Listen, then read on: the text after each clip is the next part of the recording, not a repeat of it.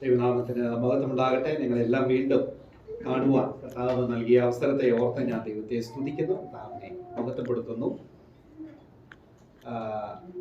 എനിക്ക് തോന്നുന്നു 4 വർഷങ്ങൾക്ക് മുമ്പാണ് ഞാനിവിടെ കടന്നു വന്നത്. പരിചയമുള്ള അനേകം മുഖങ്ങൾ എൻ്റെ മുമ്പിലുണ്ട്. ചുരുങ്ങിയ മുഖങ്ങൾ മാത്രമേ വലിയ പരിചയമില്ലാത്തേ ഉള്ളൂ.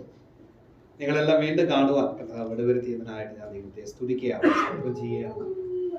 കഴിഞ്ഞ 3 ദിവസമായിട്ട് ഹൈദരാബാദിൽ ഇന്ത്യയിൽ യുവാക്കളുടെ ഇടയ്ക്ക് പ്രവർത്തിക്കുന്ന വിവിധ സംഘടനകൾ, വിവിധ ഓർഗനൈസേഷൻ അവർ ഒന്നിച്ചുകൂടി ഏത് നിലയിലാണ് അവർ യുവാക്കളുടെ ഇടയ്ക്ക് പ്രവർത്തിക്കുന്നത് വിഷൻ കാസ്റ്റ് ചെയ്യുന്ന സ്പെഷ്യൽ കോൺഫറൻസ് ആയിരുന്നു. കേരളത്തിൽ നിന്ന് ഞങ്ങൾക്ക് പലർക്ക് കടന്നു വരുവാൻ, പ്രത്യേകിച്ച് SBS-നോട് പ്രതികരിച്ച് കടന്നു വരുവാൻ കൃപ കാട്ടി. ആ നിലയിലാണ് ഞാൻ കടന്നു വന്നത്. ഇന്ന് നിങ്ങളോട് ഒന്നിച്ച് ദൈവത്തെ ആരാധിക്കാനായിട്ടും എനിക്ക് ഭാഗ്യം ലഭിച്ചു. അതുപോലെ ഞാൻ ദൈവത്തെ സ്തുതിക്കാം. ഇന്ത്യയിലെ വിവിധ സ്ഥലത്ത് ഞാൻ കടന്നുപോയിട്ടുണ്ട്. വിവിധ സ്ഥലം സഭകളെ ഓർത്ത് പ്രാർത്ഥിക്കാറുണ്ട്. അങ്ങനെ പ്രാർത്ഥിക്കുന്ന കൂട്ടത്തിൽ ഓർക്കുന്ന ഞങ്ങളുടെ കുടുംബത്തെ അനുഗ്രഹിച്ചു. മാതാപിതാക്കൾ ദൈവകൃപയാൽ ക്ഷേമമായിരിക്കുന്നു. 3 മക്കളാണ്.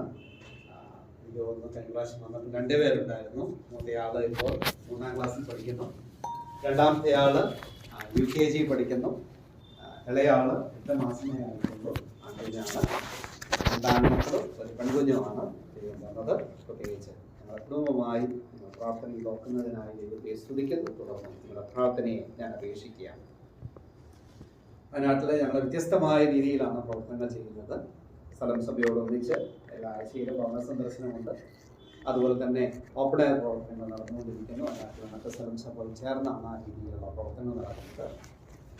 കുഞ്ഞുങ്ങളുടെ ഇടയിലെ പ്രവർത്തനങ്ങൾ വ്യത്യസ്തമായ രീതിയിൽ നടന്നുകൊണ്ടിരിക്കുന്നു. ഞാൻ ഇപ്പോൾ താമസിക്കുന്നത് ഞങ്ങളുടെ സ്ഥലം സഭയിൽ നിന്ന് ഏതാണ്ട് ഒരു 26 കിലോമീറ്റർ അകലെ ടീ എസ്റ്റേറ്റ് നിറഞ്ഞ ഒരു സ്ഥലമാണ്.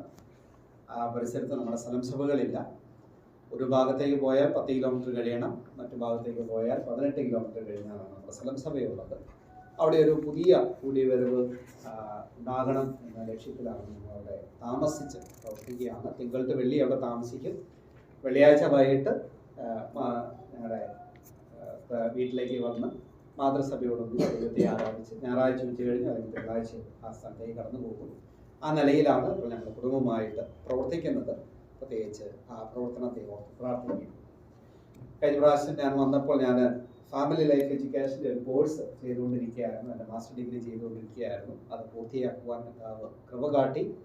തുടർന്ന് ഞങ്ങളുടെ ഭവനത്തിൽ തന്നെ യങ്ങായിട്ടുള്ള വിവാഹം കഴിഞ്ഞ യങ് കപ്പിൾസിനെ ഒരു ഭക്ഷണത്തിന് ഞങ്ങൾ ക്ഷണിച്ച് അവർക്ക് ഒരു 1 ഡേ വർക്ക്ഷോപ്പ്, അതിന് പറയുന്ന മിഷണൽ ഫാമിലി വർക്ക്ഷോപ്പ് എന്നാണ്.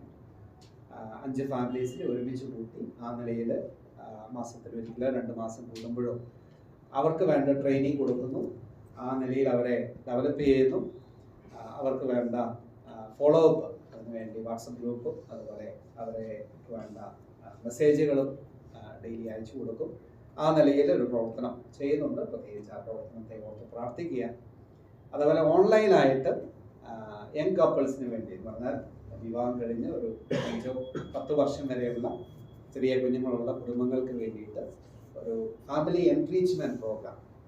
ഈ പ്രോഗ്രാം ചെയ്യുന്നതിൻ്റെ ഗുണം എന്ന് പറയുന്നത് പലപ്പോഴും ചർച്ചിൽ പറയാൻ കഴിയാത്ത അല്ലെങ്കിൽ ഓപ്പണായിട്ട് സംസാരിക്കാൻ പറ്റാത്ത അനേക വിഷയങ്ങൾ നമ്മുടെ ഫാമിലികൾ അഭിമുഖീകരിക്കുന്നത് നിരവധി പ്രശ്നങ്ങളിലൂടെയാണ് പോകുന്നത്. അപ്പോൾ അവരെ ഡെവലപ്പ് ചെയ്യുക, അവരെ ഓപ്പണപ്പായിട്ട് സംസാരിപ്പിക്കുക. 10 മേഖലകൾ, 10 തൂണുകൾ അതിനെ ഫോക്കസ് ചെയ്ത് ട്രെയിനിങ് നൽകുക, വർക്ക്ഷോപ്പ് നൽകുക എന്നാണ് ആ പ്രവർത്തനത്തിലൂടെ നടക്കുന്നത്. അത് ക്രമമായിട്ട് നടന്നു വരുന്നു. പ്രത്യേകിച്ച് ആ പ്രവർത്തനങ്ങളെല്ലാം നിങ്ങളുടെ പ്രാർത്ഥനയിൽ ഓർക്കണം. മാത്രവുമല്ല വരുന്ന നാളുകളിൽ എവിടെയുള്ള യങ് കപ്പിൾസ്, നമുക്കറിയാം വളരെ പണ്ടത്തെ ഒരു കൂട്ടുകുടുംബത്തിൽ പോകുമ്പോൾ നിരവധി പ്രശ്നങ്ങൾ നമുക്ക് സോൾവ് ചെയ്ത് പോകാനായിട്ട് സാധിക്കും. എന്നാൽ ഇന്ന് അണുകുടുംബങ്ങളാണ്, ഇൻഡിവിജ്വൽ ഫാമിലീസാണ്. അവർ അഭിമുഖീകരിക്കുന്ന നിരവധി പ്രശ്നങ്ങളുണ്ട്. ആ പ്രശ്നങ്ങളിലേക്ക് പോകുന്നതിന് മുമ്പ് അവർക്ക് വേണ്ട ട്രെയിനിങ് നൽകുക. നമുക്കറിയാം ഒരു വാഹനത്തെ ഒരാളെ ഏൽപ്പിക്കുന്നതിന് മുമ്പ് ഒരു ട്രെയിനിങ് ഉണ്ട്. ആ ട്രെയിനിങ്ങിൽ പ്രശ്നം വരുന്നതിന് മുമ്പ് എങ്ങനെ അതിനെ തരണം ചെയ്യുന്നതാണ് പഠിപ്പിക്കുന്നത്. സെയിം വേ നമ്മുടെ കുടുംബങ്ങൾക്ക് വേണ്ട ഒരു എൻറിച്ച്മെന്റ്, ഫാമിലി എൻറിച്ച്മെന്റ് ട്രെയിനിങ് നൽകുക, ആ ദൗത്യം ഞങ്ങൾ ചെയ്യുന്നു. പ്രത്യേകിച്ച് ആ പ്രവർത്തനത്തെ പ്രാർത്ഥിക്കണം എന്ന് വിനീതമായിട്ട് ഓർപ്പിക്കുകയാണ്. പുതിയൊരു സ്ഥലത്ത് പോയി പ്രവർത്തിക്കുക, നമ്മുടെ ആളുകളോ കുടുംബങ്ങളോ ഇല്ലാത്തൊരു സ്ഥലത്ത് പുതിയൊരു കുടിവരവ് എന്ന് പറയുന്നത് വളരെ പ്രാധാന്യം അറിയിക്കുന്ന കാര്യമാണ്. പ്രത്യേകിച്ച് ഈ നാളുകളിൽ നമ്മൾ ഒരു വീട്ടിൽ പോയി സുവിശേഷം പങ്കുവെക്കുന്നു,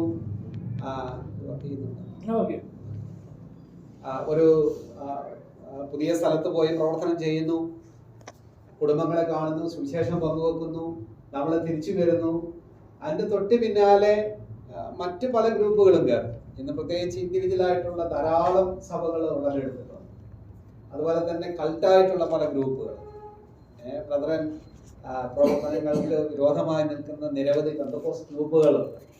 നമ്മൾ ചെല്ലുന്നതിന്റെ പുറകെയാണ് അവരും ചെല്ലുന്നത്. ഏറ്റവും ഒടുവിൽ ചിലപ്പോൾ അവർ നമ്മളോട് ചോദിക്കും, നിങ്ങളും പഠിപ്പിക്കുന്ന ബൈബിളിൽ നിന്നാണ്, അവര് പഠിപ്പിക്കുന്നത് ബൈബിളിൽ നിന്നാണ്. നമ്മൾ ഒരു കൺഫ്യൂസ്ഡ് ആയിട്ടുള്ള ഒരു ലോകത്താണ് നമ്മൾ നിൽക്കുന്നത്. അപ്പൊ അതിൽ നിന്ന് ചില കുടുംബങ്ങൾ മുമ്പോട്ട് വരിക അത് വലിയൊരു ചലഞ്ചാണ്. പ്രത്യേകിച്ച് ആ വിഷയത്തെ ഓർത്ത് പ്രാർത്ഥിക്കണം. ആ ദേശത്ത് ചില കുടുംബങ്ങൾ കർത്താവിനെ അറിയണം, കർത്താവിനെ യഥാർത്ഥമായി സ്നേഹിക്കുന്ന ചില കുടുംബങ്ങളെ, ദൈവത്തെ യഥാർത്ഥമായി ആരാധിക്കുന്ന ചില കുടുംബങ്ങളെ നേടണം. അതിനുവേണ്ടി പ്രാർത്ഥിക്കണം. രണ്ട്, നമ്മൾ ചെയ്യുന്ന പല കുടുംബങ്ങളിലും അവൈലബിൾ ആയിട്ടുള്ളത് സഹോദരിമാരായിരിക്കും. അവരെ വെച്ച് ഒരു സഭ നമുക്ക് ആരംഭിക്കാനായിട്ട് സാധിക്കില്ല. അപ്പോൾ സ്ട്രോങ് ആയിട്ട് നിൽക്കുന്ന ചില കുടുംബങ്ങൾ ആ ദേശത്ത് ഉണ്ടാകാൻ വേണ്ടി അതിൻ്റെ വലിയ പ്രാർത്ഥനയും ഞാൻ ചോദിക്കുകയാണ്. കർത്താവ് നമുക്ക് തരുന്ന അവസരം നമുക്കറിയത്തില്ല. ഓരോ ദിവസവും ഇന്ന് കണ്ട ആളുകളെ നമ്മൾ എന്ത് ചെയ്യുന്നില്ല, കാണുന്നില്ല. കഴിഞ്ഞ പ്രാവശ്യം ഞാൻ വന്നപ്പോൾ പല മുഖങ്ങൾ ഇവിടെ ഇല്ല, പല ആളുകൾ ഈ ലോകത്തിൽ നിന്ന് മാറ്റപ്പെട്ടു. പക്ഷെ അവരെയൊക്കെ നമ്മൾ കാണും. അത് ദൈവം ഒരുക്കിയ ആ പ്രത്യാശയാണ്. അതുപോലെ ഞാൻ ദൈവത്തെ സ്തുതിക്കുകയും കർത്താവിനെ മഹത്വപ്പെടുത്തുകയും ചെയ്യുന്നു. അല്പനേരത്തെ ചിന്തയ്ക്ക് വേണ്ടി നമുക്ക് ഏവർക്കും വളരെ പരിചയമുള്ള ഒരു വേദഭാഗത്തിലേക്ക് നമ്മുടെ ശ്രദ്ധയെ തിരിക്കാം.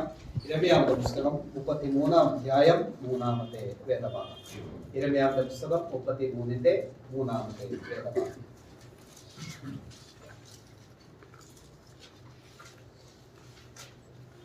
Jeremiah chapter 33 verse 3. നിന്നെ വിളിച്ചപേക്ഷിക്കുക, ഞാൻ നിനക്ക് ഉത്തരമരുളും. നീ അറിയാത്ത മഹത്തായി അഗോചരമായുമുള്ള കാര്യങ്ങളെ ഞാൻ നിന്നെ അറിയിക്കും. ഇവിടെ ഒരു കൗൺസിലിംഗ് സെഷൻ നടക്കുക. ഇവിടുത്തെ കൗൺസിലർ ആരാണ്? കൗൺസിലർ ദൈവമാണ്. കൗൺസിലി ആരാ? ഇരമ്യാവാണ്. അപ്പൊ ദൈവം ഇടപെടുകയാണ് ഇരമ്യാവ് എന്ന് പറയുന്ന ഒരു പ്രവാചകനോട്. ഇരമ്യാവിന് ഒരു ചരിത്രമുണ്ട്. ആ ചരിത്രത്തെ നമ്മൾ മനസ്സിലാക്കുമ്പോൾ എന്താണ് ഇവിടുത്തെ കൗൺസിലിംഗിന്റെ ആവശ്യകത എന്ന് നമുക്ക് മനസ്സിലാക്കാൻ സാധിക്കും. ഈ നാളുകളിൽ പ്രത്യേകിച്ച് ഈ കോവിഡിനൊക്കെ ശേഷം ധാരാളം കൗൺസിലിംഗ് സെന്ററുകൾ നമ്മുടെ ഇന്ത്യയിൽ വർദ്ധിച്ചിട്ടുണ്ട്. ഒരു 10 വർഷം ബാക്കിലേക്ക് നമ്മൾ നോക്കിയാൽ കൗൺസിലിംഗ് സെന്റേഴ്സ് എന്ന് പറയുന്നത് വളരെ ചുരുക്കമായിരുന്നു. ഇനി അഥവാ ഉണ്ടായിരുന്നെങ്കിൽ പോലും അത് ഒരു ഇമോഷണൽ കൗൺസിലിംഗ് അല്ല, അതിന്റെ അപ്പുറത്തേക്ക് എന്താണ്, മെന്റൽ അല്ലേ, സൈക്കാട്രിക് വിഭാഗത്തിൽപ്പെട്ട കൗൺസിലിംഗ് സെന്ററുകളാണ് ഉണ്ടായിരുന്നത്. എന്നാൽ ഈ ഒരു 10 വർഷത്തേക്ക് നമ്മൾ ഇങ്ങോട്ട് നോക്കിക്കഴിഞ്ഞാൽ കൗൺസിലിംഗ് മേഖല വളരെയധികം വർദ്ധിച്ചിരിക്കുകയാണ്.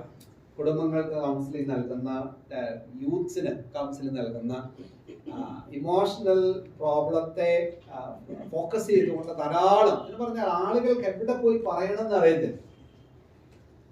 കഴിഞ്ഞ ദിവസം ടീംസ് ക്യാമ്പിന് ഒരു അമ്മ എന്നെ വിളിച്ചിട്ട് പറഞ്ഞു, ആ ക്യാമ്പിൽ ഒരു കുഞ്ഞു വന്നിട്ടുണ്ട്, അവരുമായിട്ട് സംസാരിക്കണം. അപ്പൊ ഞാൻ എന്താ എന്റെ കാരണം എന്താ പറഞ്ഞു, അല്ല അവരുമായിട്ട് സംസാരിക്കും. അങ്ങനെ ആ പയ്യനെ ഞാൻ വിളിച്ചു, അവരുമായിട്ട് ഞാൻ എടുത്ത് സംസാരിക്കാൻ തുടങ്ങി. അപ്പൊ അവന്റെ പിതാവ് മരണപ്പെട്ടതാണ്, ഒരു ജ്യേഷ്ഠനാണുള്ളത്. ആ ജ്യേഷ്ഠൻ ആ പഠനത്തോടനുബന്ധിച്ച് തന്റെ നാട്ടിൽ നിന്ന് മറ്റൊരു സ്ഥലത്താണ്. ഈ അമ്മ നേഴ്സാണ്. അപ്പൊ ആ കുട്ടിയുമായിട്ട് സംസാരിച്ചപ്പോൾ ആ കുട്ടിയിൽ വന്ന ഒരു കാര്യം അവൻ എന്നോട് പറഞ്ഞു. അവനിപ്പോ കഞ്ചാവിന് അടിമയാണ്. പ്രധാന കുടുംബത്തിലെ ഒരു കുഞ്ഞാണ്, കഞ്ചാവിന് അടിമയാണ്. അപ്പൊ അവനോട് ചോദിച്ചു, +2 പഠിക്കുന്നത്. ഞാൻ ചോദിച്ചു എത്ര നാളായി? ഞാൻ പറഞ്ഞു 3 വർഷമായി. പറഞ്ഞ ആ കൊറോണയുടെ ആ ടൈം അവൻ ആദ്യമായിട്ട് ഇത് ഉപയോഗിക്കണം, സിഗരറ്റാണ് ആദ്യം വലിക്കുന്നത്. ചോദിച്ചു എന്തുകൊണ്ടാണ് ഇതിലേക്ക് പോകാനുള്ള കാരണം? അപ്പൊ അവൻ പറഞ്ഞത് ഇങ്ങനെയാണ്, ഞാൻ എൻ്റെ വീട്ടിൽ പലപ്പോഴും തനിയായിരുന്നു. എൻ്റെ അമ്മ ജോലിക്ക് പോകും, എൻ്റെ ജ്യേഷ്ഠനില്ല, വീട്ടിൽ വേറെ ആരുമില്ല. ആ ഏകാന്തതയിൽ എനിക്ക് കിട്ടിയ കൂട്ട് ആ ടൗണിലെ ചില ആളുകളാണ്. ആ ഏകാന്തത്തിൽ രക്ഷപ്പെടുവാൻ വേണ്ടി താൻ നേടിയ മാർഗമാണിത്. അവനുമായിട്ട് ചില കാര്യങ്ങൾ പറഞ്ഞപ്പോൾ അവൻ പറഞ്ഞു, എൻ്റെ അമ്മയോട് ഞാൻ ഒന്ന് ഫ്രീ ആയിട്ട് വേണ്ടിയിട്ട് നാളുകളായി സംസാരിച്ചിട്ട് നാളുകളായി. ഞാനിവിടെ നിർബന്ധപൂർവ്വമാണ് ഈ ക്യാമ്പിന് ഞാൻ വന്നത്. അപ്പൊ അങ്ങനെ ഏകാന്തത അല്ലെങ്കിൽ എല്ലാം ഒന്ന് തുറന്നു പറയുവാനായിട്ട് ആഗ്രഹിക്കുന്ന നിരവധി കുടുംബങ്ങളുള്ള ഒരു കാലത്താണ് നമ്മൾ നിൽക്കുന്നത്. ഇവിടെ ദൈവം ഒരു കൗൺസിലറായി നിന്ന് പ്രവാചകനെ കൗൺസിൽ ചെയ്യുകയാണ്. എന്തുകൊണ്ടാണ് ഈ പ്രവാചകന് ഇപ്പോൾ ഒരു കൗൺസിലിങ്ങിന്റെ ആവശ്യം വരുന്നത്? ആ വാക്കിനെ നമ്മളൊന്ന് പാരഫ്രൈസ് ചെയ്യുകയാണെങ്കിൽ ഇവിടെ നാം വായിക്കുന്നത് എങ്ങനെയാണ്? എന്നെ വിളിച്ചപേക്ഷിക്കുക, ഞാൻ നിനക്ക് ഉത്തരമരുളും. മറ്റൊരർത്ഥത്തിൽ നമ്മെ ഒന്ന് ക്രമീകരിച്ച് പറയുകയാണെങ്കിൽ, നീ എന്നോട് സംസാരിക്ക്, ഞാൻ നിന്നോട് എന്ത് ചെയ്യാം? സംസാരിക്കാം. നീ എന്നോട് പറ, ഞാൻ നിന്നോട് എന്ത് ചെയ്യാം? ഞാൻ കേൾക്കാം, ഞാൻ നിന്നോട് സംസാരിക്കാം. ഒരു കമ്മ്യൂണിക്കേഷൻ എന്ന് പറയുന്നത് അതിനൊരു ആരോ നമ്മൾ കൊടുക്കുകയാണെങ്കിൽ ഒരു സെൻഡർ ഉണ്ട്, ഒരു റിസീവർ ഉണ്ട്, അല്ലെ? Sender to receiver. പക്ഷെ അത് കമ്മ്യൂണിക്കേഷൻ പൂർണ്ണമാവുന്നില്ല. പൂർണ്ണമാവണമെങ്കിൽ എന്ത് ചെയ്യണം? റിസീവർ ടു സെൻഡർ, അല്ലെ? ആ ഒരു ഡ്രോ ആണ്. അതായത് sender to receiver, receiver to sender. ഇവിടെ യിരെമ്യാവിനോട് പറയുകയാണ്, നീ പറ, ഞാൻ നിന്നോട് എന്ത് ചെയ്യാം? സംസാരിക്കാം. എന്താ അതിന്റെ പിന്നിലെ കാരണം? എന്താണ്? യിരെമ്യാവിന്റെ ചരിത്രം നാം പഠിക്കുമ്പോൾ യിരെമ്യാവ് എന്ന പദത്തിന്റെ അർത്ഥം യഹോവ എറിയുന്നു, യഹോവ അടിസ്ഥാനമിടുന്നു, യഹോവ നിയമിക്കുന്നു എന്ന അർത്ഥങ്ങളാണ് നമുക്ക് കാണുവാനായിട്ട് സാധിക്കുന്നത്. ഏതാണ്ട് വലിയൊരു കാലയളവ് ഈ യിരെമ്യാ പ്രവാചകന്റെ പ്രവചന ശുശ്രൂഷ ഉണ്ടായിരുന്നു. തന്റെ ശുശ്രൂഷയെ നമുക്ക് കാണണം. 50ഓളം വർഷങ്ങൾ തന്നെ ഉണ്ടായിരുന്നു. BC 627 മുതൽ 570 വരെയുള്ള കാലഘട്ടമാണ്. വലിയ രാജാക്കന്മാരോട് ഒന്നിച്ച് തനിക്ക് നിൽക്കുവാൻ ഇടയായി തീർന്നു എന്ന് നമുക്ക് കാണുവാനായിട്ട് സാധിക്കും. യിരെമ്യാവ് ഒരു പുരോഹിത ഗ്രാമത്തിൽ ജനിച്ചു വളർത്തപ്പെട്ട വ്യക്തിയാണ്. ഹില്ക്കിയ പുരോഹിതന്റെ മകനാണ് എന്ന് നമുക്ക് കാണാൻ സാധിക്കും. 3 കാര്യങ്ങളിൽ ഈ യിരെമ്യാ പ്രവാചകൻ പ്രസിദ്ധനായ വ്യക്തിയാണ്. ഒന്ന്, ദൈവത്താൽ തെരഞ്ഞെടുക്കപ്പെട്ട ഒരു പ്രവാചകനാണ് യിരെമ്യാവ്. അപ്പൊ ദൈവം ഇടപെടുന്നത് യിരെമ്യാവിനോടാണ്. ആ യിരെമ്യാവിന്റെ ഒന്നാമത്തെ പ്രത്യേകത, ദൈവത്താൽ തെരഞ്ഞെടുക്കപ്പെട്ട പ്രവാചകനാണ് ആര്? യിരെമ്യാവ് എന്ന് പറയുന്നത്. എവിടെയാണ് നമ്മളത് വായിക്കുന്നത്? യിരെമ്യാവിന്റെ പുസ്തകം 1-ാം അധ്യായം അതിന്റെ 5-ാമത്തെ വാക്യം നാം വായിക്കുമ്പോൾ, 5 മുതലുള്ള വേദഭാഗങ്ങൾ വായിക്കുമ്പോൾ നമുക്ക് കാണുവാനായിട്ട് സാധിക്കും. യിരെമ്യാവിന്റെ പുസ്തകം 1-ാം അധ്യായം അതിന്റെ 5 മുതലുള്ള വേദഭാഗങ്ങൾ നമുക്ക് വായിക്കാം. നിന്നെ ഉദരത്തിൽ ഉരുവാക്കിയതിന് മുമ്പേ ഞാൻ നിന്നെ അറിഞ്ഞു. നീ ഗർഭപാത്രത്തിൽ നിന്ന് പുറത്തു വന്നതിന് മുമ്പേ ഞാൻ നിന്നെ വിശുദ്ധീകരിച്ചു. ജാതികൾക്ക് പ്രവാചകനായി നിയമിച്ചിരിക്കുന്നു. ദൈവത്താൽ നിയമിതനായിരിക്കുന്ന, ദൈവത്താൽ തെരഞ്ഞെടുക്കപ്പെട്ട ഒരു പ്രവാചകനാണ് യിരെമ്യാവ് എന്ന് നമുക്ക് കാണുവാൻ സാധിക്കുന്നു. ആ വേദഭാഗങ്ങൾ നമ്മളൊന്ന് യഥാർത്ഥത്തിൽ ഒന്ന് ചിന്തിച്ചു നോക്കിയാൽ അവിടെ നാം വായിക്കുന്നു, നിന്നെ ഉദരത്തിൽ ഉരുവാക്കിയതിന് മുമ്പേ ഞാൻ നിന്നെ അറിഞ്ഞു. ഞങ്ങളുടെ ഫാമിലി ട്രെയിനിങ്ങിൽ പങ്കെടുത്ത ഒരു കപ്പിൾസ്, അവർക്ക് ദൈവം ഒരു അനുഗ്രഹം നൽകി, ഒരു കുഞ്ഞിനെ നൽകി. ഏതാണ്ട് 1 വർഷമായി. അപ്പൊ അവര് വിദേശത്ത് ജോലിയോടെ ബന്ധത്തിൽ കടന്നു പോകണം. അതിനുവേണ്ടി ഒരു ഇന്റർവ്യൂവിന് ഡൽഹിയിലേക്ക് കടന്നുപോയി. അവര് ചില ടെസ്റ്റുകളൊക്കെ നടത്തി. അതിന്റെ കൂട്ടത്തിൽ ബ്ലഡ് എന്ത് ചെയ്യണം? ടെസ്റ്റ് ചെയ്യണം. എന്നിട്ട് അവർ പറഞ്ഞു, നിങ്ങൾക്ക് പോകാൻ പറ്റത്തില്ല. എന്താ കാരണം? നിങ്ങള് കൺസീവാണ്, നിങ്ങളിപ്പോൾ ഗർഭിണിയാണ്. അപ്പോഴാണ് ആ മാപ്പ അറിയുന്നത് അവര് അടുത്തൊരു കുഞ്ഞിന് ജന്മം നൽകാൻ പോകുന്നു എന്ന് അറിയുന്നത്. എന്ന് പറഞ്ഞാൽ ഒരമ്മ അറിയുന്നതിന് മുമ്പ്, ഇവിടെ നാം വായിക്കുന്നത് എന്താ? ആ മാതാപിതാക്കൾ അത് തിരിച്ചറിഞ്ഞില്ല. അപ്പോഴാണ് തിരിച്ചറിയുന്നത്. ഇവിടെ നാം വായിക്കുന്നത്, ഒരു അമ്മ തിരിച്ചറിയുന്നതിന് മുമ്പേ യിരെമ്യാവിനോട് പറയാണ്, നിന്നെ ഞാൻ എന്ത് ചെയ്തു? നിന്നെ അറിഞ്ഞു എന്ന് മാത്രമല്ല, പിന്നീട് നാം വായിക്കുന്നത് എന്താണ്? ഞാൻ നിന്നെ വിശുദ്ധീകരിച്ചു, ഞാൻ നിന്നെ എന്ത് ചെയ്തു? ജാതികൾക്ക് പ്രവാചകനായി നിയമിച്ചിരിക്കുന്നു. അപ്പൊ ദൈവത്തിന്റെ പദ്ധതി എത്രയോ വലുതാണ്. പ്രിയമുള്ളവരെ, നാം ഈ ലോകത്തിൽ ഒരു ആക്സിഡന്റ് ആയിട്ട് വന്നതല്ല, പ്രതീക്ഷിക്കാതെ നാം ഈ ഭൂമിയിൽ വന്നതല്ല. നമ്മെ അറിയുന്ന, നമ്മെ വിശദീകരിച്ച് നമ്മെ നിയമിച്ചിരിക്കുന്ന ഒരു ഉന്നതനായിരിക്കുന്ന ദൈവം ഇതിന്റെ പിന്നിലുണ്ടെന്ന് നാം തിരിച്ചറിയേണ്ടത് വളരെ ആവശ്യമാണ്. ഇന്ന് പലപ്പോഴും ഈ സൃഷ്ടാവായ ദൈവത്തെ, ഉന്നതനായ ദൈവത്തെ മറന്നു ജീവിക്കുന്ന ഒരു യുവതലമുറയാണ് നമുക്ക് കാണുവാൻ സാധിക്കുന്നത്. ഇന്ന് ലോകത്തിന്റെ പിന്നാലെ പോകുന്നു, സമ്പത്തിന്റെ പിന്നാലെ പോകുന്നു, ജോലിയുടെ പിന്നാലെ പോകുന്നു, പ്രശസ്തിയുടെ പിന്നാലെ പോകുന്ന ആ ലോക ഇമ്പങ്ങളെ സ്നേഹിച്ചുകൊണ്ട് പോകുന്ന ഒരു കാലത്ത് ദൈവമക്കളായിരിക്കുന്ന നാം തിരിച്ചറിയേണ്ട ഒരു കാര്യമുണ്ട്. നമ്മെ ദൈവം നിയമിച്ച് ഈ ലോകത്തിലേക്ക് അയച്ചിരിക്കുകയാണ്. നമ്മെ ഈ ഭൂമിയിൽ തെരഞ്ഞെടുത്തിരിക്കുകയാണ്, നമ്മെ നിയമിച്ചിരിക്കുകയാണ്. എന്തിനു വേണ്ടിയാണ് നമ്മെ തെരഞ്ഞെടുത്തിരിക്കുന്നത്?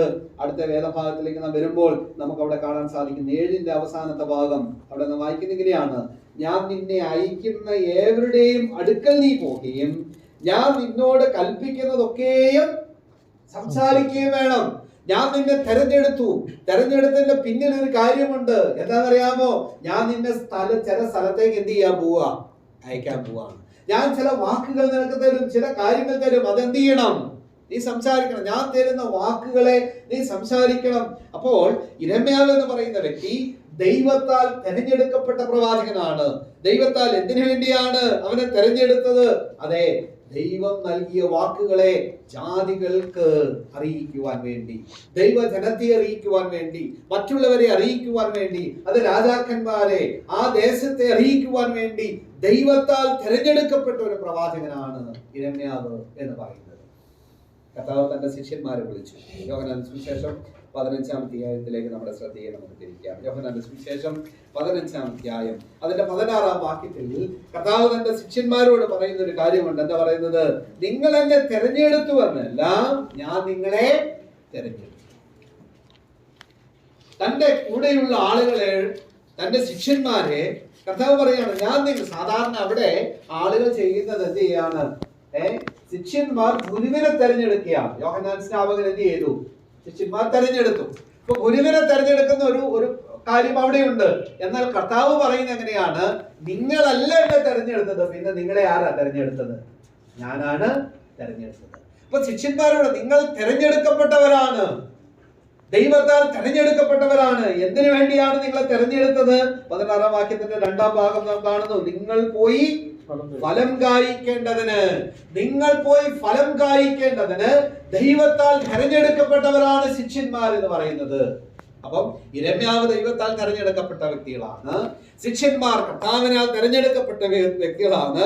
നമ്മെ കുറിച്ച് തിരുവചനത്തിൽ വായിക്കുന്നത് എന്താണ്? 1 പത്രോസ് 2-ാം അധ്യായം 1 പത്രോസ് 2-ന്റെ 9-ാമത്തെ വേദഭാഗം വായിക്കാം.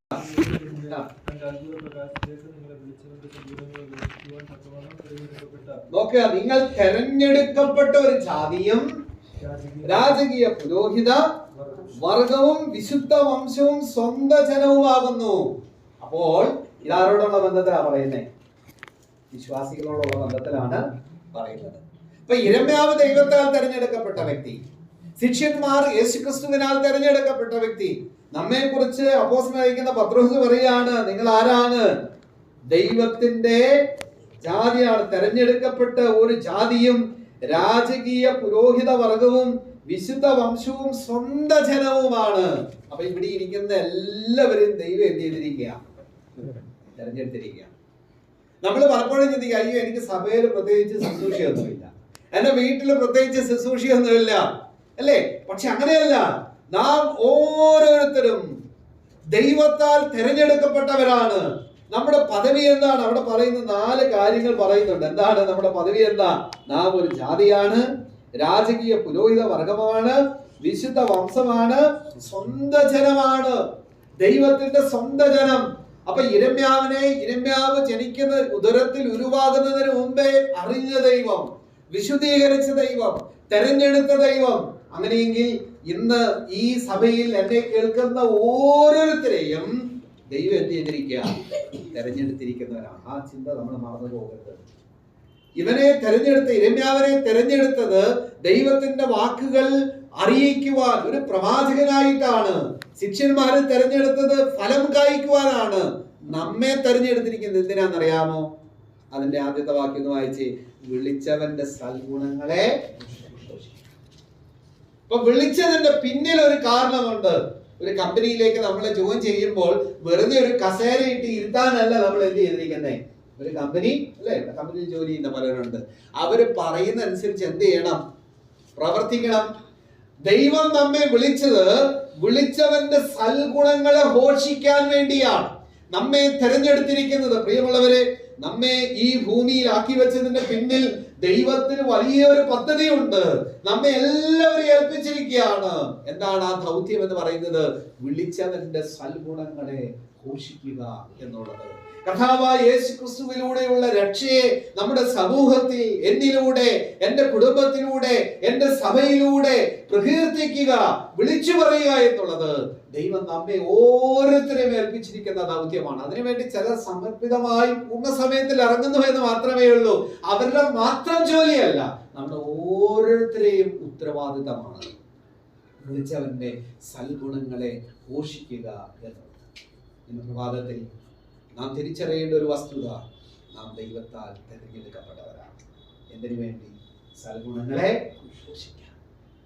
സൽഗുണങ്ങളെ ഘോഷിക്കാൻ ദൈവത്താൽ തിരഞ്ഞെടുക്കപ്പെട്ട ഒരു പ്രവാചകനാണ് ഇതെന്ന് നമുക്ക് കാണുവാനായിട്ട് സാധിക്കും. ഇനി എങ്ങനെയുള്ള സാഹചര്യത്തിലാണ് ഈ യിരെമ്യാവിനെ തിരഞ്ഞെടുത്തത് എന്ന് നാം നോക്കുമ്പോൾ, അവർ ദൈവത്തെ ഭയപ്പെടാത്ത, അല്ലെങ്കിൽ സാമൂഹികവും ആത്മീയവുമായിട്ട് വളരെ വഷളത്വം നിറഞ്ഞിരിക്കുന്ന ഒരു ലോകത്തിലാണ് യിരെമ്യാവിനെ ദൈവം തിരഞ്ഞെടുക്കുന്നത്.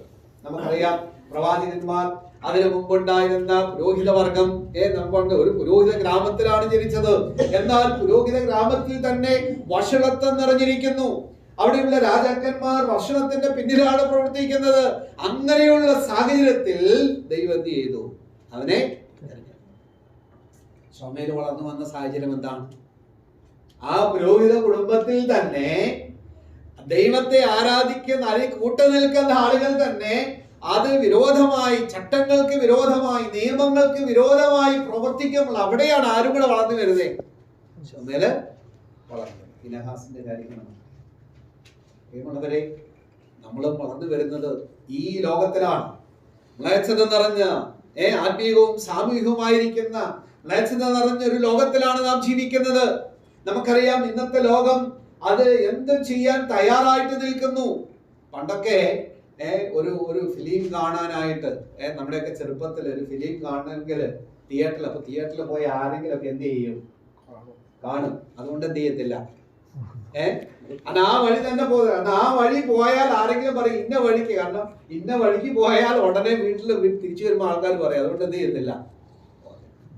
ഇന്ന് സിനിമ കാണാൻ എവിടെ പോകണ്ട? തിയേറ്ററിൽ പോകണ്ട. ഏറ്റവും ലേറ്റസ്റ്റ് എവിടെ കാണാം? OTT അല്ലേ? ഏതാ നമ്മുടെ വീട്ടില് കുടുംബമായിട്ട് ഇരുന്ന് വേണ്ട, നമ്മുടെ സ്വന്തം ഇതിൽ എന്ത് ചെയ്യുക, കാണാൻ പറ്റുന്നൊരു കാര്യം. ഇനിയും ഇന്ന് എന്തെല്ലാം തരത്തിൽ മ്ലേച്ഛത നിറഞ്ഞ, ഞാൻ പറഞ്ഞല്ലോ, ഇന്ന് യങ്സ്റ്റേഴ്സുമായിട്ട് സംസാരിക്കുമ്പോൾ അവർ പെട്ടിരിക്കുന്ന, അല്ലെ അടിമപ്പെട്ടു പോയ ഒരു കാലത്ത്, എല്ലാ കാര്യങ്ങളും എനിക്ക് ഒരു പക്ഷേ ഇങ്ങനെ ഓപ്പണായ സ്ഥലത്ത് പറയാനായിട്ട് സാധിക്കത്തില്ല. അത്രയും ലോകം മ്ലേച്ഛത നിറഞ്ഞിരിക്കുകയാണ്, വഷളത്വം നിറഞ്ഞിരിക്കുകയാണ്. ദൈവത്തിന് വിരോധമായി നിൽക്കുന്ന എന്തെല്ലാം കാര്യങ്ങൾ ഇന്ന് സംഭവിച്ചുകൊണ്ടിരിക്കുന്നു. വചനത്തിന് വിരോധമായി നിൽക്കുന്ന ഒരു ഫാമിലി സെറ്റപ്പിൽ തന്നെ എന്ത് ചെയ്തിരിക്കുന്നു? വ്യത്യാസം വന്നിരിക്കുകയാണ്. ദൈവം വച്ചിരിക്കുന്ന ഒരു കുടുംബ ബന്ധങ്ങളുണ്ട്. ദൈവം വച്ചിരിക്കുന്ന ഒരു വ്യത്യസ്തത നമുക്കറിയാം. അവിടെ ഹസ്ബൻഡിന് റോളുണ്ട്, ഭാര്യയ്ക്ക് റോളുണ്ട്, മക്കൾക്ക് ഒരു റോളുണ്ട്. അതിനൊരു സ്ഥാനം വെച്ചിട്ടുണ്ട്. അതിനെയൊക്കെ എന്ത് ചെയ്തിരിക്കുകയാണ്? തിരിച്ചില്ല. കാരണം വചനത്തെ നേരെ വിരോധമായി. അപ്പൊ ഇന്ന് ലോകം മുഴുവൻ നിൽക്കുന്നത് എന്തിന് അഗൻസ്റ്റ് ആണെന്നറിയാമോ? വചനത്തിന് വിരോധമാണ്, ദൈവത്തിന് വിരോധമായിട്ടാണ്. നമ്മുടെ തലമുറകൾ ഇന്ന് കേരളത്തിലൊക്കെ വളരെ ക്യാമ്പയിൻ പടക്കാം. എന്തിനാ? അഡിക്ഷനെതിരെ, അല്ലേ? മദ്യത്തിനും മയക്കുമരുന്നിനും ചെറിയ കുഞ്ഞുങ്ങൾ പോലുമാണ് എന്ത് ചെയ്യുന്നത്? അതിനെ അഡിക്റ്റ് ആയിക്കൊണ്ടിരിക്കുന്നത്. ഇപ്പൊ അവർക്ക് ഇഷ്ടപ്പെടുന്നില്ലെങ്കിൽ എന്ത് ചെയ്തിരിക്കുന്നു? കഴിഞ്ഞ ദിവസം ഒരു പയ്യൻ, അവന്റെ ഒരു ടെസ്റ്റിമണി അവൻ പറഞ്ഞു, അവനൊരു ഹോസ്റ്റലിൽ പോയി താമസിക്കുകയാണ്. അപ്പൊ കൂടെ നിന്ന ആളുകൾ ഇവനെ നിർബന്ധിച്ച് അവനതിന് വീണില്ല. ഏറ്റവും ഒടുവിൽ അവൻ എന്ത് ചെയ്യുന്നറിയാമോ? ഇവനെ കെട്ടിയിട്ടിട്ട് ഇവനെ ഇഞ്ചക്ട് ചെയ്തു. അങ്ങനെ ഇവൻ എന്ത് ചെയ്തു? അതിലേക്ക് പോകേണ്ടതായിട്ട് വന്നു. ഇന്ന് വല്ലാത്തൊരു കാലത്താണ് നമ്മൾ ജീവിക്കുന്നത്. വഷളത്വം നിറഞ്ഞ, സാമൂഹികവും ആത്മീയവുമായി വഷളത്വം നിറഞ്ഞൊരു കാലത്ത് പ്രിയമുള്ളവരെ നമ്മെ ദൈവം തെരഞ്ഞെടുത്തിരിക്കുകയാണ്. എന്തിനു വേണ്ടിയാ? അവന്റെ സൽഗുണങ്ങളെ പ്രവേശിക്കാൻ വേണ്ടി, ഈ നല്ല കർത്താവിനെ പരിചയപ്പെടുത്താൻ, നമുക്ക് വേണ്ടി യാഗമായി തീർന്ന്, നമുക്ക് വേണ്ടി ആ സകലവും അവസാന തുള്ളി രക്തം വരെയും ചിന്തി നമ്മെ വീണ്ടെടുത്ത ആ നല്ല സ്നേഹിതനെ, ആ നല്ല രക്ഷകനെ പരിചയപ്പെടുത്തുവാൻ വേണ്ടി, സൽഗുണങ്ങളെ ഘോഷിക്കാൻ വേണ്ടി ദൈവം നമ്മെ എന്ത് ചെയ്തിരിക്കുന്നു? തെരഞ്ഞെടുത്തിരിക്കുന്നു. ചില പ്രവാചകനെ ദൈവത്താൽ തെരഞ്ഞെടുക്കപ്പെട്ട വ്യക്തിയാണ്. ഇനി രണ്ടാമത് നാം നോക്കുമ്പോൾ അവനെ തെരഞ്ഞെടുത്തു. മാത്രമല്ല, ദൈവത്താൽ തെരഞ്ഞെടുക്കപ്പെട്ട പ്രവാചകൻ മാത്രമല്ല, ദൈവത്താൽ പരിശീലനം ലഭിച്ച ഒരു പ്രവാചകനാണ്. ട്രെയിനിങ്, ദൈവത്തിൽ നിന്ന് പരിശീലനം ലഭിച്ച വ്യക്തി, ദൈവത്തിൽ നിന്ന് ഒരു ട്രെയിനിങ് ലഭിച്ച വ്യക്തി. എന്ത് ട്രെയിനിങ് ആ കിട്ടിയെന്ന് അറിയാമോ? എന്ത് ട്രെയിനിങ്ങാ? 13-ാം അധ്യായം നാം വായിക്കുമ്പോൾ ഈ പ്രവാചകനോട് പറയാണ്, നീ എന്ത് ചെയ്യണമെന്ന് അറിയാമോ? നിന്റെ അരയ്ക്ക് ഒരു ചണനൂൽ കച്ച വാങ്ങി കെട്ടണം, എന്നിട്ട് അത് വെള്ളത്തിലിടരുത്. എന്നിട്ട് എന്ത് ചെയ്തു? അവനോട് പറഞ്ഞു, നീ പോയി അതൊരു പാറയുടെ വിള്ളൽ എന്ത് ചെയ്യണം? ഒളിപ്പിച്ചു വെക്കണം. അത് കഴിഞ്ഞ് കുറെ നാൾ കഴിഞ്ഞ് പിന്നെ അവനോട് പറയണം, നീ എന്ത് ചെയ്യണം? ആ പാറയുടെ വിള്ളലിൽ ഒളിപ്പിച്ചു വെച്ച ചണനൂൽ കച്ച എന്ത് ചെയ്യണം? എടുക്കണം. പ്രവാചകനോട് പറയാ, ഇത് കെട്ടണം, എന്നിട്ട് നീ പോയി അത് ഒളിപ്പിച്ചു വെക്കണം. ഇവൻ പോയി അതെന്ത് ചെയ്യണം? ആദ്യം കണ്ടുപിടിക്കണം, അല്ലേ? ഇനി അടുത്ത അധ്യായത്തിലേക്ക് നമുക്ക് കടന്നു വരാം. 18-ാം അധ്യായത്തിൽ കടന്നു ചെല്ലുമ്പോൾ അവിടെ വായിക്കുന്നു, എന്താണ്? എഴുന്നേറ്റ് നീ കുശവന്റെ വീട്ടിലേക്ക് ചെല്ലണം, അവിടെ നിന്ന് ചില പാഠങ്ങൾ എനിക്ക് എന്ത് ചെയ്യാനുണ്ട്? നിന്നെ പഠിപ്പിക്കാനുണ്ട്. 19-ാം അധ്യായത്തിലേക്ക് കടന്നു വരാം. അവിടെ നാം വായിക്കുമ്പോൾ അവിടെ നമുക്ക് കാണാൻ ഒരു ഓട്ടുനിറക്ക്, അല്ലേ? അപ്പൊ വിവിധ നിലയിൽ ഈ യിരെമ്യാവിനെ എന്ത് ചെയ്യാന്നറിയാമോ? ട്രെയിനിങ് കൊടുക്കുക. യിരെമ്യാവിന് ട്രെയിനിങ് കൊടുക്കുക. ചില കാര്യത്തിലൂടെ യിരെമ്യാവിനെ കടത്തിവിടുകയാണ്. കുശവന്റെ വീട്ടിൽ പോവുക, ചില കാര്യങ്ങൾ ഒന്ന് ചിന്തിച്ചു നോക്കി. ദൈവം ചില ട്രെയിനിങ് കൊടുക്കുന്നതിന്റെ പിന്നില് ചില പ്രത്യേകതയുണ്ട്. ഈ യിരെമ്യാ പ്രവാചകന് ദൈവത്തിന് ഉപയോഗിക്കണം, ദൈവം ധാരാളമായി പ്രയോജനപ്പെടുത്തണം. അതിനുവേണ്ടി അവന് ചില പരിശീലനങ്ങൾ നൽകുകയാണ്, ചില ട്രെയിനിങ് കൊടുക്കുകയാണ്. പ്രിയമുള്ളവരെ, നാം ദൈവത്താൽ തെരഞ്ഞെടുക്കപ്പെട്ടവരാണെങ്കിൽ ദൈവം നമുക്ക് എന്ത് ചെയ്യും? ചില ട്രെയിനിങ് തരും. നാം ദൈവത്താൽ തെരഞ്ഞെടുക്കപ്പെട്ടവരാണെന്നുള്ള ഉറപ്പ് കിട്ടണമെങ്കിൽ തീർച്ചയായിട്ടും നമുക്ക് ട്രെയിനിങ് കിട്ടുമ്പോൾ നമ്മൾ തിരിച്ചറിയണം. ഇപ്പൊ ഞാൻ സാധാരണ ഫ്രീ ആയിട്ട് യാത്ര ചെയ്യുന്നൊരു വ്യക്തിയാണ്. എന്നാൽ ഒരു മിലിറ്ററി ജോയിൻ ചെയ്ത ഒരാൾക്ക് എന്നെ പോലെ നടക്കാൻ പറ്റത്തില്ല. എന്താ കാരണം എന്നറിയാം? മിലിറ്ററിയില് അവരുടേതായൊരു ട്രെയിനിങ് ഉണ്ട്, അല്ലേ? രാവിലെ എഴുന്നേൽക്കണം, എന്ത് ചെയ്യണം? എക്സസൈസ് ഉണ്ട്, പിന്നെ പല വിധത്തിൽ. അതായത് ഈ കഴിഞ്ഞ ദിവസം ഒരാളുടെ ഒരു മിലിറ്ററിക്കാരുടെ ഇന്റർവ്യൂ ഞാൻ കണ്ടപ്പോൾ അദ്ദേഹം പറഞ്ഞു, എന്തുകൊണ്ടാണ് ഈ മിലിറ്ററി ആളുകൾ ഭയങ്കര ബോൾഡായിട്ടിരിക്കുന്നത്? എന്തുകൊണ്ടാണ്? അതിന്റെ പിന്നിലെ കാരണം അവർ അത്രയും പ്രോസസ്സിലൂടെ കടന്നാണ് എന്ത് ചെയ്യുന്നത്? പുറത്തു വരുന്നത്. അതുകൊണ്ട് എന്തോ ഒരു ക്രൈസിസ് വന്നാൽ അവർക്ക് ബോൾഡായിട്ട് നിൽക്കാൻ കാരണം അതുപോലെ ക്രൈസിസിലൂടെ അവരുടെ ഉന്നത ആളുകൾ അവരെ ഓടിച്ചു, ശിക്ഷയും കൊടുത്തു, പല പരിശീലനങ്ങളെ കടത്തിവിട്ടും, പ്രതീക്ഷിക്കാത്ത കാര്യങ്ങൾക്ക് പണിഷ്മെന്റ് ഒക്കെ കിട്ടി ഒക്കെയാണ് അവർ വരുന്നത്. ഇങ്ങനെ വരുന്ന ആൾക്കാരുടെ ജീവിതത്തിൽ അദ്ദേഹം പറയുന്നു, അന്ന് അങ്ങനെ ഒരു പരിശീലനം കിട്ടിയോണ്ടാണ് ഇന്ന് എനിക്ക് ഇങ്ങനെ ബോൾഡായിട്ട് നിൽക്കാൻ സാധിക്കുന്നത്. ഇപ്പൊ ദൈവത്തിന്റെ ആർമിയിൽ നമ്മൾ ജോയിൻ ചെയ്യുമ്പോൾ അവൻ നമ്മൾ തെരഞ്ഞെടുത്തതല്ല, ദൈവം തെരഞ്ഞെടുത്തതാണ്. തെരഞ്ഞെടുത്തിട്ട് നമ്മൾക്ക് എന്ത് ചെയ്യും? പരിശീലനം തരും. ശിഷ്യന്മാരെ തെരഞ്ഞെടുത്തു. അവിടെ വായിക്കുന്നതെന്ന് വായിച്ചേ, ഒന്ന് യോഹന്നാൻ സുവിശേഷം 15-ാം അധ്യായത്തിലേക്ക് കടന്നു വരാം. അവിടെ ശിഷ്യന്മാരെ തെരഞ്ഞെടുത്തിട്ട് അവരോട് പറയുന്ന ഒരു കാര്യമുണ്ട്. 15-ാം വാക്യം വായിച്ചേ. യോഹന്നാന്റെ സുവിശേഷം 15-ാം അധ്യായം. യജമാനൻ ചെയ്യുന്നത് ദാസൻ അറിയായകൊണ്ട് ഞാൻ 16-ാമത്തെ വാക്യം. നിങ്ങൾ എന്നെ തിരഞ്ഞെടുത്തു എന്നല്ല, ഞാൻ നിങ്ങളെ തിരഞ്ഞെടുത്തു, നിങ്ങൾ പോയി ഫലം കായ്ക്കേണ്ടതിന്. നിങ്ങളെ ഞാൻ തെരഞ്ഞെടുത്തത് നിങ്ങൾ പോയി എന്ത് ചെയ്യണം? ഫലം കായ്ക്കണം. ആ വാക്ക് മറക്കരുത്, ഫലം കായ്ക്കണം. ഇനി 15-ന്റെ 2-ാം വാക്യം ഒന്ന് വായിച്ചേ. 1 മുതൽ 1-ാം വാക്യം. ഞാൻ സാക്ഷാൽ മുന്തിരിവള്ളിയും എൻ്റെ പിതാവ് തോട്ടക്കാരനും ആകുന്നു. എന്നിൽ കായ്ക്കാത്ത കൊമ്പൊക്കെയും അവൻ നീക്കിക്കളയുന്നു. എന്നിൽ കായ്ക്കാത്ത കൊമ്പൊക്കെയും നീക്കിക്കളയുന്നു. കായ്ക്കുന്നതൊക്കെയും അധിക ഫലം കായ്ക്കേണ്ടതിന് അധികം ഫലം കായ്ക്കേണ്ടതിന് എന്ത് ചെയ്യും? ചെത്തിവെടിപ്പാക്കും. അപ്പം അവിടെ എന്ത് ചെയ്യണം? നീ കായ്ക്കാതെയാണെങ്കിൽ നിന്നെ എന്ത് ചെയ്യും? നീക്കിക്കളയും. പക്ഷേ നീ ഫലം കായ്ക്കുന്ന വ്യക്തിയാണെങ്കിൽ അധികം ഫലം കായ്ക്കാൻ എന്ത് ചെയ്യും? ഇപ്പൊ വെട്ടിക്കളയുന്നതാണോ അതോ ചെത്തുന്നതാണോ ഏറ്റവും കൂടുതൽ പ്രയാസം? ഞങ്ങളുടെ നാട്ടില് കാപ്പിയൊക്കെ ഉണ്ട്, ഒരുപാട് കാപ്പി പ്ലാന്റേഷനാണ് ഞങ്ങളുടെ നാട്ടിലൊക്കെ. ടീ ഉണ്ട്. ചായ ആണെങ്കിലും അതിനെന്ത് ചെയ്യും? വെട്ടും. ഒരു സമയത്ത് അതിനെ മൊത്തം വെട്ടി എല്ലാം മാറ്റി പിന്നീട് പുതിയ തളിർപ്പ് വരണം. കാപ്പിക്ക് അതല്ല ആവശ്യമില്ലാത്ത ഇടയ്ക്കൊക്കെ എന്ത് ചെയ്യും? അതിന്റെ ചിലതൊക്കെ തട്ടി കളയും. എങ്കിലേ എന്ത് ചെയ്യുള്ളൂ? അധികം ഫലം കായ്ക്കുള്ളൂ.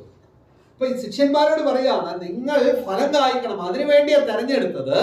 നിങ്ങൾ അധികം ഫലം കായ്ക്കേണ്ടത്. നമ്മൾ സാധാരണ പോലെ കായ്ച്ച പോലെ നിങ്ങൾ എന്ത് ചെയ്യണം? അധികം ഫലം കായ്ക്കാൻ എന്ത് ചെയ്യും? യജമാനൻ എന്ത് ചെയ്യും? നിങ്ങളെ ചെത്തി. അപ്പൊ ഈ ചെത്തി വെടിപ്പാക്കുന്നതിന് താൻ തയ്യാറായിട്ട് നിൽക്കണം. കൊലോസി ലേഖനത്തിലേക്ക് കടന്നു വരുമ്പോൾ അവിടെ നമുക്ക് കാണുവാനായിട്ട് സാധിക്കുന്നുണ്ട്. കൊലോസി ലേഖനത്തിന്റെ അവസാന തീത്തോസിന്റെ 2:13. തീത്തോസ് 2:13 എടുക്കാം. തീത്തോസ് 2:13.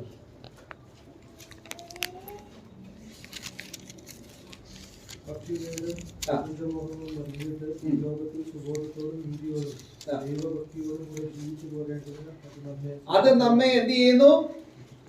ശിക്ഷിച്ചു വളർത്തുന്നു. ദൈവകൃപ നമ്മെ ശിക്ഷിച്ചു വളർത്തുകയാണ്. അപ്പൊ ഒരു ശിക്ഷണമുണ്ട്. നമ്മുടെ കുഞ്ഞുങ്ങളെ നമ്മൾ എന്ത് ചെയ്യും? ശിക്ഷിച്ച് വളർത്തും. അവര് പറയുന്ന എല്ലാ കാര്യവും ശരിയെന്ന് എന്ത് ചെയ്യാറില്ല, പറയാറില്ല, അല്ലെ? ശിക്ഷണമുണ്ട്. ഒരു വടിയുണ്ട്. ആ വടി എടുത്താൽ തീർച്ചയായിട്ടും എന്ത് ചെയ്യും? ആ കുഞ്ഞിനെ അറിയാം, അല്ലെ? ആ വടി എടുത്ത അപ്പ എന്നെ എന്ത് ചെയ്യും?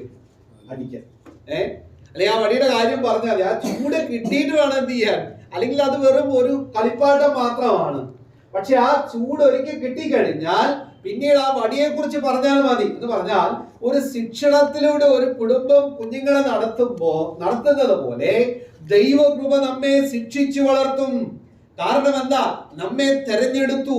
അധികം ഫലം കായ്ക്കേണ്ടതിന് നമ്മെ ചെത്തും, നമ്മെ ശിക്ഷിച്ചു വളർത്തും. എന്തിനു വേണ്ടിയൊക്കെയാണ് നമ്മെ ശിക്ഷിച്ചു വളർത്തുന്നതെന്ന് അവിടെ വ്യക്തമായിട്ട് നമുക്ക് കാണുവാനായിട്ട് സാധിക്കുന്നുണ്ട്. എന്തിനു വേണ്ടിയാണ് നമ്മെ ശിക്ഷിച്ചു വളർത്തുന്നത്? നാം ഈ ലോകത്തിൽ സുബോധത്തോടും നീതിയോടും ദൈവഭക്തിയോടും കൂടെ ജീവിച്ചു പോരേണ്ടതിന് 3 കാര്യങ്ങൾക്ക് വേണ്ടിയാണ് നമ്മെ ശിക്ഷിച്ചു വളർത്തുന്നത്. നാം ഈ ലോകത്തിൽ എങ്ങനെ ജീവിക്കണം? സുബോധത്തോടെ. ബോധം നഷ്ടപ്പെട്ട ലോകത്താണ് നമ്മൾ വളർന്നത്, അല്ലേ? ബോധം നഷ്ടപ്പെട്ട ഒരു കാലത്താണ് ജീവിക്കുന്നത്. പിതാവിനെ അറിയാതെ, മാതാവിനെ അറിയാതെ, മക്കളെ അറിയാതെ, അധ്യാപകർ ശിഷ്യന്മാരെ അറിയാതെ, എന്തെല്ലാം ലോകത്തിൽ മ്ലേച്ഛത നിറഞ്ഞ ലോകത്താണ്. അവിടെ നാം സുബോധത്തോടെ ജീവിക്കണമെങ്കിൽ ഈ ദൈവകൃപ നമ്മെ എന്ത് ചെയ്യും? ശിക്ഷിച്ചു വളർത്തും. 2, നീതിയോടെ, അല്ലെ? നീതിയോടെ, സുബോധത്തോടും നീതിയോടും ദൈവഭക്തിയോടും കൂടെ ജീവിക്കേണ്ടതിന് ദൈവകൃപ നമ്മെ ശിക്ഷിച്ചു വളർത്തും. പ്രിയമുള്ളവരെ, നാം ദൈവത്താൽ തെരഞ്ഞെടുക്കപ്പെട്ടവരാണെങ്കിൽ നമ്മെ കുറിച്ച് ദൈവം ആഗ്രഹിക്കുന്ന നാം അധികം ഫലം കായ്ക്കണമെന്നാണ്. അതിനുവേണ്ടി ചില പരിശീലനങ്ങളിലൂടെ ദൈവം നമ്മെ എന്ത് ചെയ്യും? കടത്തിവിടും. അത് മറന്നു പോകരുത്. ആ പരിശീലനത്തിലൂടെ നാം കടന്നു പോകുമ്പോഴാണ് നമുക്ക് അധികമായി ഫലം കായ്ക്കുവാനായിട്ട് സാധിക്കുന്നത്.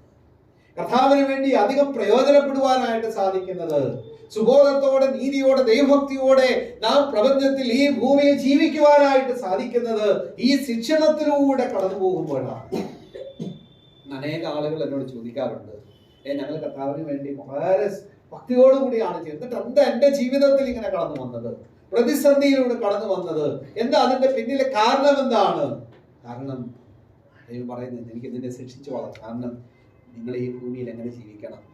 സുബോധത്തോടെ, നീതിയോടെ, ദൈവഭക്തിയോടെ ശിക്ഷിച്ചു. 1, ദൈവത്താൽ തെരഞ്ഞെടുക്കപ്പെട്ട പ്രവാചകൻ. 2, ദൈവത്താൽ പരിശീലനം ലഭിച്ച പ്രവാചകൻ.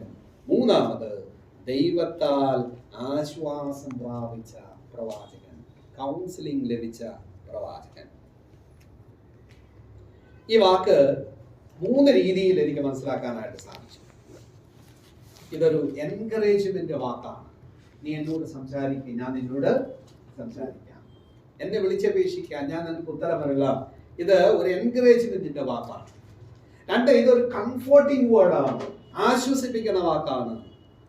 ഇത് ഒരു സപ്പോർട്ടിംഗ് വേർഡാണ്, നമ്മെ ധൈര്യപ്പെടുത്തുന്ന, ബലപ്പെടുത്തുന്ന വാക്കാണ്. അപ്പൊ ഈ ദൈവത്താൽ തെരഞ്ഞെടുക്കപ്പെട്ട ഒരു പ്രവാചകൻ, ദൈവത്താൽ പരിശീലനം ലഭിച്ച ഒരു പ്രവാചകന്റെ ജീവിതത്തിൽ ആശ്വാസം വന്നതിന്റെ കാരണം എന്താണ്?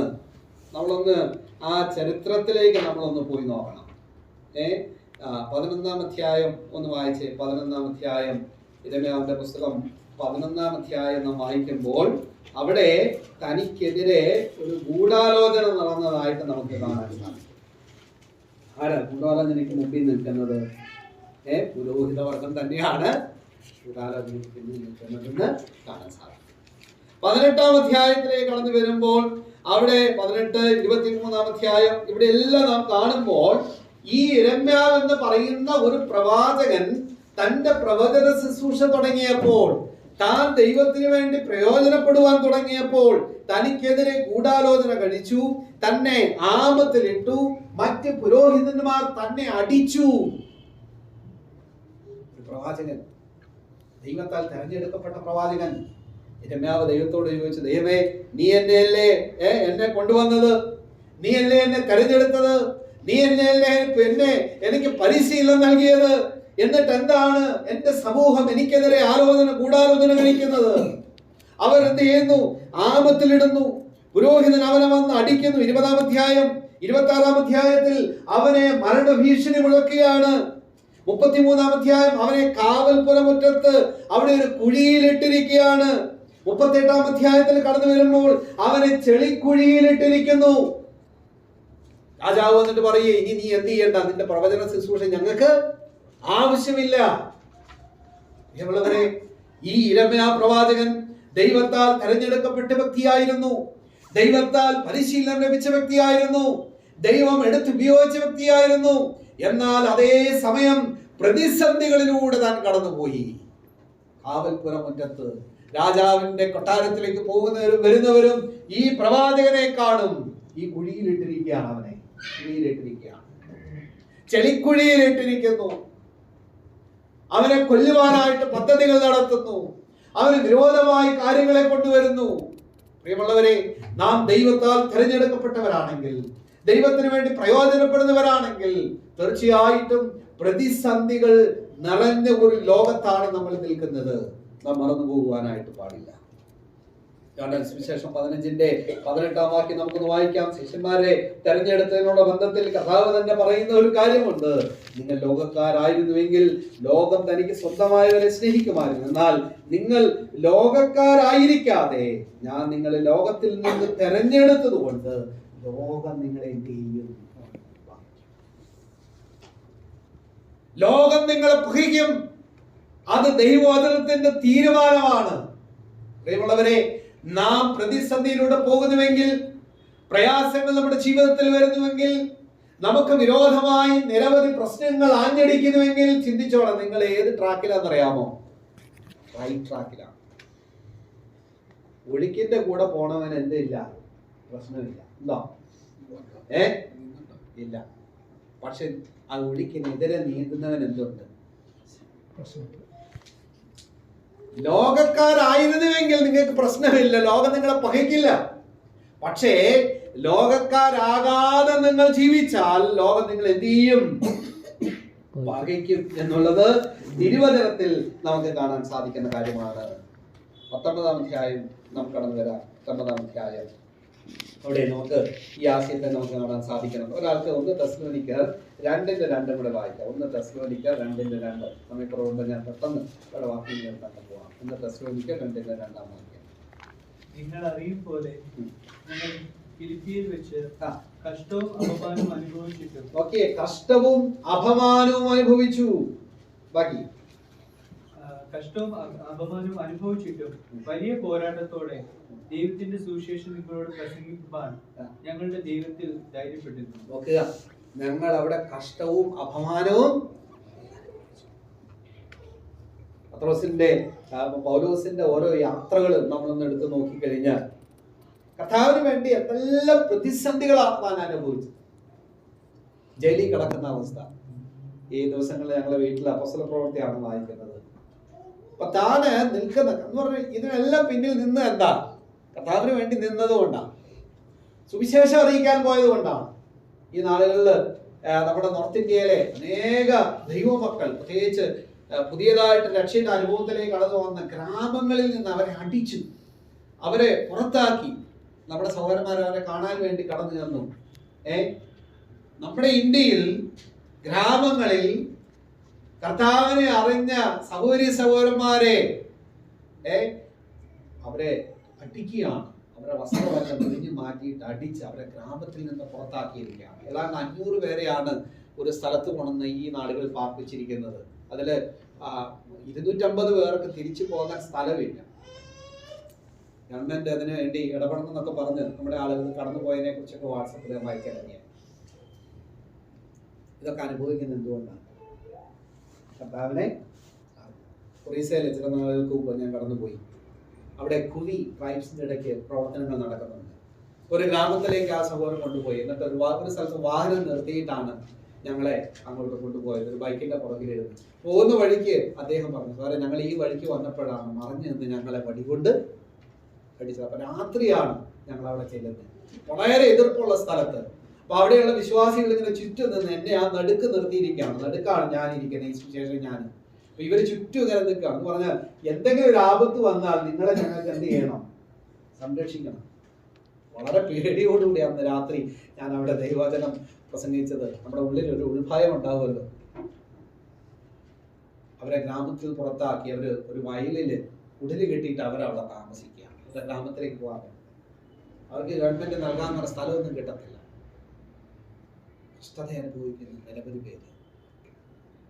ഇവിടെ ഇരമ്യാവ് അനുഭവിച്ച വേദന ഒന്ന് ചിന്തിച്ചു നോക്കണം. സമൂഹത്തിൽ അപമാനപ്പെടുത്തുന്ന ഇത് പുറത്തുനിന്നുള്ളവരല്ല, ഇനി ആരാ? ഈ പുരോഹിത വർഗം തന്നെയാണ് എനിക്ക് വിരോധം. നമ്മുടെ സമൂഹത്തിൽ നാം നോക്കിക്കഴിഞ്ഞാൽ പുറമേ ഉള്ളതിനേക്കാൾ പ്രതിസന്ധികൾ നമ്മുടെ ജീവിതത്തിൽ കൊണ്ടുവരുന്നത് ഇന്ന് ലോകത്തിലെ വിശ്വാസികളിൽ നിന്ന് പറയപ്പെടുന്ന ആളുകൾ തന്നെയാണ്. എന്താ കാരണം അറിയാമോ? നിന്റെ പ്രവചന ശുശ്രൂഷ ഇനി എന്ത് ചെയ്യണ്ട. സഭയിൽ ദൈവം എടുത്തുപയോഗിക്കുന്ന, ദേശത്ത് ദൈവം എടുത്തുപയോഗിക്കുന്ന ദൈവദാസന്മാർക്ക് വിരോധമായി നിൽക്കുന്ന ഒരു കാലത്തിലേക്ക് നമ്മൾ വന്നു. കർത്താവ് എടുത്തുപയോഗിക്കുന്നവർക്ക് വിരോധമായി പിശാച് എടുത്തുപയോഗിച്ചുകൊണ്ടിരിക്കുകയാണ്. പക്ഷെ അവിടെ എടുത്തുപയോഗിക്കുന്നവർ മനസ്സിലാക്കണം, ഞാൻ ആരാണ്?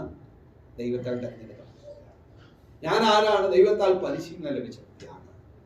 ഈ ലോകത്തിന് അനുരൂപമാണെങ്കിൽ എനിക്ക് പ്രശ്നങ്ങളില്ല, പക്ഷെ ഞാൻ വിരോധമാണെങ്കിൽ എനിക്ക് എന്തുണ്ട്?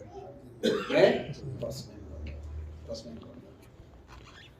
ഫിലിപ്പിയർ ലേഖനം 1-ാം അധ്യായം 29-ാം വാക്യം നമുക്ക് വളരെ പരിചയമുള്ള വാക്യമാണല്ലോ.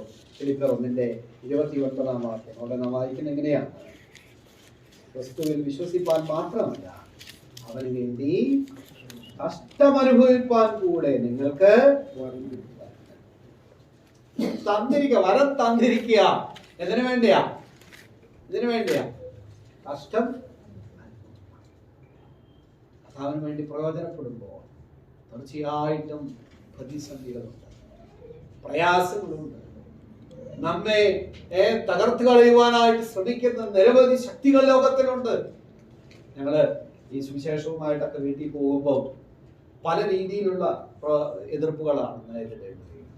കേരളത്തിലൊക്കെ വളരെ അനുകൂലമാണ് നമ്മൾ ചിന്തിച്ചാലും ചില സ്ഥലത്തൊക്കെ പ്രതികൂലമായ സാഹചര്യം. ഞങ്ങളൊരു വീട്ടില് ചെന്നപ്പോൾ ഒരമ്മ പുറത്തോട്ട് വന്നു. ഞങ്ങൾ ട്രാക്ട് ഇങ്ങനെ കൊടുക്കുന്ന സമയത്ത് അമ്മയുമായിട്ട് സംസാരിക്കാൻ തുടങ്ങിയോളൂ. പെട്ടെന്ന് തന്നെ എന്ത് ചെയ്തു? അകത്തുനിന്ന് മകൻ വേഗം വന്ന് അമ്മയുടെ കയ്യിലെ ആ ട്രാക്ട് എടുത്ത് അതിനെ ചുരുട്ടി ഞങ്ങളുടെ മുഖത്തേക്ക് എറിഞ്ഞു. അദ്ദേഹം പറയാണ്, ഞങ്ങൾ ഈ ദേശത്ത് കണ്ടുപോയാൽ നിങ്ങൾ എന്ത് ചെയ്യും? നിരവധി പ്രശ്നങ്ങൾ നമുക്ക് ചുറ്റുമുണ്ട്. എന്തുകൊണ്ടാണ്? കർത്താവിന്റെ വചനവുമായിട്ട് ഈ സ്നേഹവുമായിട്ട് കടന്നു പോകും. എന്നാൽ അതിന്റെ സമയം മറ്റേത് കാര്യത്തിന് പോയാലും എന്ത് വിളക്കമാണ് നമുക്ക് കിട്ടുന്നത്, അല്ലേ? എന്ത് വിളക്കമാണ്? ഇവിടെ ഈ ആപത്തിൽ കിടക്കുന്ന സമയത്ത്, കാവൽപുരം ഒറ്റത്ത് കിടക്കുന്ന സമയത്ത്, താൻ ഒറ്റപ്പെട്ട സമയത്ത്, തന്നോട് ആരും സംസാരിക്കാനില്ല, ആളുകളുടെ മുമ്പിൽ അപമാനമേറ്റ് നിൽക്കുന്ന സമയത്ത് ദൈവം അവന്റെ അടുക്ക വന്നിട്ട് പറയാം, യിരെമ്യാവേ, നീ എന്നോട് സംസാരിക്കുക, ഞാൻ നിന്നോട് എന്ത് ചെയ്യാം? നീ എന്നോട് പറ, ഞാൻ നിന്നോട് എന്ത് ചെയ്യാം? സംസാരിക്കാം.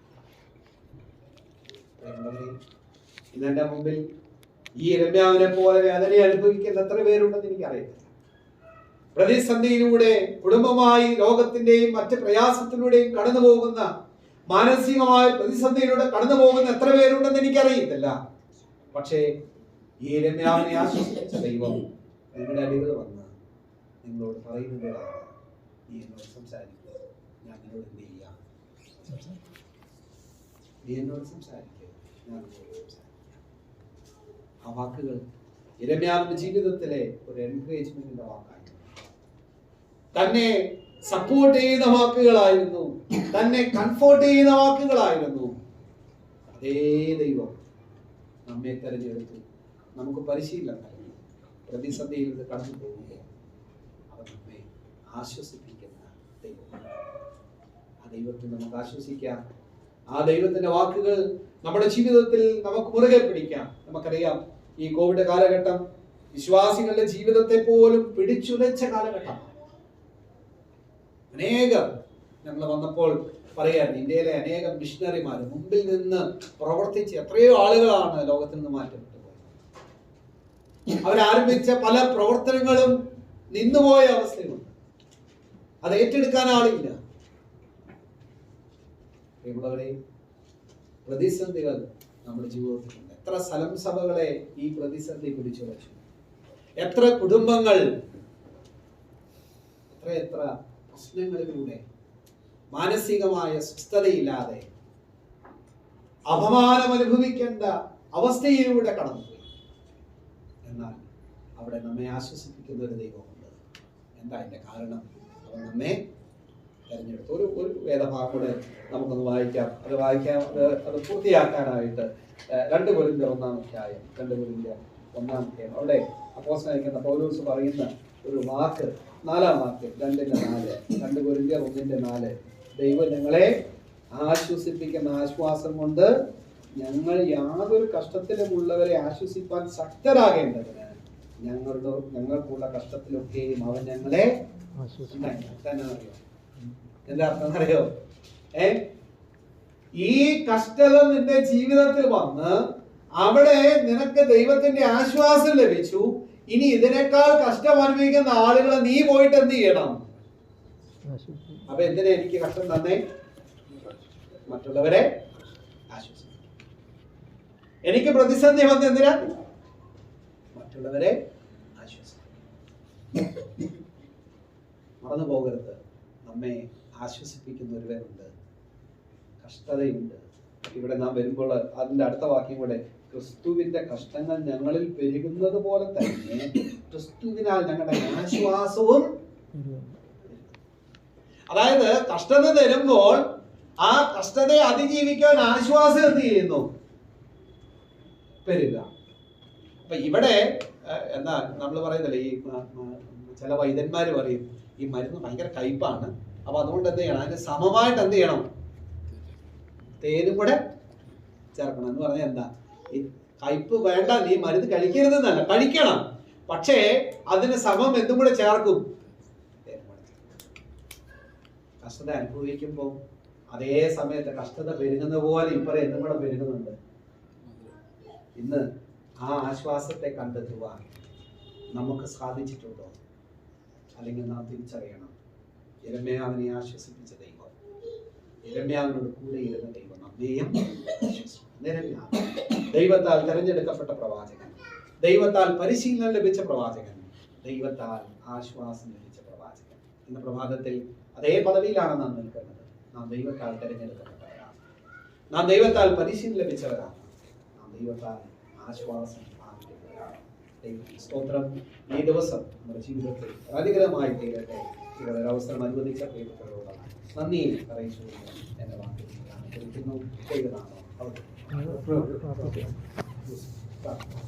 ഞങ്ങളുടെ വാത്സല്യമായി സ്നേഹിക്കുന്ന ഞങ്ങളുടെ സ്വർഗ്ഗീയ പിതാവേ, നന്ദിയോടെ ഞങ്ങൾ നിന്നെ സ്തുതിക്കുന്നു. ഈ പുതുവർഷത്തിൽ കർത്താവേ, ഈ സരസ്വതിയിൽ അടിയനും കടന്നു വന്നു പ്രിയപ്പെട്ടവരോട് കൂടെ ദൈവത്തെ ആരാധിപ്പാൻ ഞങ്ങളുടെ വരുത്തിയതിനായ സ്തോത്രം. ഞങ്ങളെ വീണ്ടെടുത്ത നാഥനായ സ്തോത്രം. ഞങ്ങളെ രക്ഷിച്ച നാഥനായ സ്തോത്രം. കർത്താവേ, ഹൃദയത്തിൽ ദൈവത്തെ ആരാധിപ്പാൻ ഞങ്ങളുടെ വരുത്തി കർത്താവ് ഞങ്ങളോട് കൽപ്പിച്ച കൽപ്പന ഞങ്ങളുടെ ജീവിതത്തിൽ അതേ കർത്താവെ പ്രാവർത്തികമാക്കുവാൻ ഞങ്ങളെ ബലപ്പെടുത്തി. തുടർന്ന് ദൈവവചനത്തിന് മുമ്പാകെ എത്തുവാൻ കർത്താവെ ഞങ്ങളുടെ വരുത്തി അങ്ങ് ഞങ്ങളോട് സംസാരിച്ച വചനത്തിനായ സ്തോത്രം. യിരെമ്യാവ് ദൈവത്താൽ തിരഞ്ഞെടുക്കപ്പെട്ട വ്യക്തിയാണ്.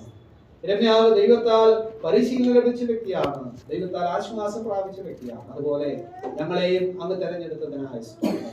തന്റെ സൽഗുണങ്ങളെ ഘോഷിക്കുവാൻ വേണ്ടി ഞങ്ങളെ അങ്ങ് തെരഞ്ഞെടുത്തു. അതേ കർത്താവേ, അതിനുവേണ്ടി ഞങ്ങൾക്ക് പരിശീലനം നൽകി.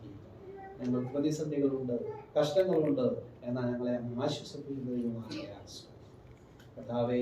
ഇന്ന് പ്രഭാതത്തിൽ ഈ വചനം കേട്ട പ്രിയ ഹൃദയങ്ങളോട് അങ്ങ് ഇടപെടണം. പ്രതിസന്ധിയിലൂടെ കടന്നു പോകുന്ന ആരെങ്കിലും ഉണ്ടെങ്കിൽ, കഷ്ടതയിലൂടെ കടന്നു പോകുന്ന ആരെങ്കിലും ഉണ്ടെങ്കിൽ, മാനസികമായി, ശാരീരികമായി, സാമൂഹികമായി ബുദ്ധിമുട്ടിലൂടെ കടന്നു പോകുന്ന ആരെങ്കിലും ഉണ്ടെങ്കിൽ അവരുടെ ഹൃദയത്തോട് അങ്ങ് ഇടപെടുകയും സഹായിക്കുകയും ചെയ്യണം. അങ്ങയുടെ ആശ്വാസം യഥാർത്ഥമായി കണ്ടെത്തുവാനുള്ള കൃപ കർത്താവ് ഉൾക്കാഴ്ചയെ കർത്താവ് ഇവിടെയുള്ള സ്ഥലം സഭയ്ക്കായ സ്തോത്രം. കർത്താവേ, ഇവിടെയുള്ള ഓരോ കുടുംബങ്ങൾക്ക് വേണ്ടി ദൈവദാസനെ കുടുംബമായി ഞങ്ങൾ ഓർത്ത് പ്രാർത്ഥിക്കുന്നു. ഓരോ എൽഡേഴ്സിനെ ഞങ്ങൾ ഓർത്ത് പ്രാർത്ഥിക്കുന്നു. കർത്താവെ, സ്ഥലം സഭയിൽ കടന്നു വരുന്ന ഓരോ കുഞ്ഞുങ്ങൾക്ക് വേണ്ടി പ്രാർത്ഥിക്കുന്നു. എല്ലാവരെയും കർത്താവ് അവരെ ആശ്വസിപ്പിക്കണം, സഹായിക്കണം. നാളുകളിൽ ഈ സ്ഥലം സഭയ്ക്ക് അനുഗ്രഹമായി തീർന്ന അനേകം പ്രിയപ്പെട്ടവരുണ്ട്. അവരെ ഞങ്ങൾ ഓർത്ത് പ്രാർത്ഥിക്കണം. അവരൊക്കെ അവരുടെ സ്വദേശത്തേക്ക് കടന്നു പോയിരിക്കുന്നു. അവരെയും കർത്താവ് കരുതുകയും സഹായിക്കുകയും ചെയ്യണമേ. ഇന്ന് കർത്താവ് ഈ സ്ഥലം സഭയായിട്ട് പ്രിയപ്പെട്ടവർ ചെയ്യുന്ന എല്ലാ പ്രവർത്തനങ്ങളെയും അനുഗ്രഹിക്കണമേ. കർത്താവ് ബൈബിൾ സ്റ്റഡി അനുഗ്രഹിക്കണം. അതുപോലെ കർത്താവെ, യൂത്ത് മീറ്റിംഗ്, സൺഡേ സ്കൂള്, മറ്റ് പ്രവർത്തനങ്ങൾ എല്ലാം അനുഗ്രഹിക്കപ്പെടുവാൻ സ്വർഗ്ഗീയ പിതാവ് ഞങ്ങൾ കർത്താവ് തന്ന ആയുസ് ഏറ്റവും ഭംഗിയോട് ഉപയോഗിക്കുവാൻ, സമയം തക്കത്തിൽ ഉപയോഗിക്കുവാൻ, അനേകരെ കർത്താവിലേക്ക് നേടുവാൻ, അനേകർക്ക് അനുഗ്രഹവും ആശ്വാസമായി തീരുവാൻ ഞങ്ങൾ ഓരോരുത്തരെയും സഹായിക്കും. പ്രായാധികത്തിലുള്ള പ്രിയപ്പെട്ടവരെ ഞങ്ങൾ ഓർത്ത് പ്രാർത്ഥിക്കും. ഭവനങ്ങൾ വിശ്രമിക്കുന്ന പ്രിയപ്പെട്ടവരെ കർത്താവ് ബലപ്പെടുത്തണമേ, സഹായിക്കണം. രോഗത്തിലെ കടന്നു പോകുന്ന പ്രിയപ്പെട്ടവരെ കർത്താവ് അവരെ ബലപ്പെടുത്തണം, സഹായിക്കണം. ഞങ്ങളുടെ പ്രാർത്ഥന ഞങ്ങൾക്ക് ആ ജീവിതം കർത്താവായ യേശു ക്രിസ്തുവിനെ ധന്യമുള്ള നാമത്തിൽ ചോദിക്കുമ്പോൾ കേൾക്കണം. അനുഗ്രഹത്തോടെ ഇപ്പോ